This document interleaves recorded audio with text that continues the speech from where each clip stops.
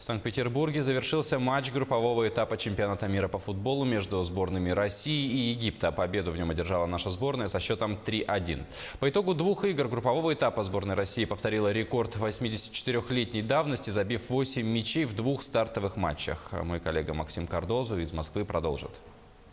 Я думаю, что многие якутяне тоже сегодня не спали и наблюдали за игрой. Ну а для тех, кто не в курсе, Россия выиграла у Египта со счетом 3-1.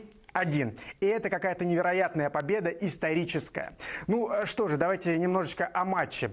Он начался с автогола, египтяне забили себе сами. Ну а потом Черышев и Дзюба увеличили счет до 3. Кстати, Черышев забил 3-й гол на этом чемпионате, и он делит первую строчку в лидерах бомбардиров этого чемпионата вместе с самим Криштиану Роналду. И будем надеяться, что это противостояние и продолжится. И Черышев будет забивать не раз и не два, а много-много раз. И наша сборная будет продвигаться по турнирной таблице все выше и выше. Ну а сейчас о самом главном. Впервые, представьте только себе, впервые за 32 года сборная нашей страны вышла из группы на чемпионате мира по футболу. И это фантастика, друзья. Давайте поаплодируем, порадуемся.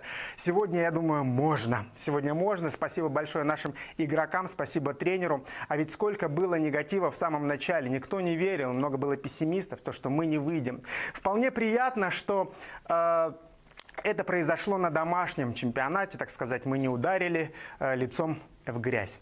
Ну, хочется сказать о том, что за этой победой наблюдала огромная толпа поклонников, не только у экранов телевизоров. Стадион в Петербурге собрал 64,5 тысячи зрителей, и это настоящий рекорд. Мне даже страшно представить, что сейчас творится на улицах Петербурга. Я думаю, там ликовать будут до самого утра.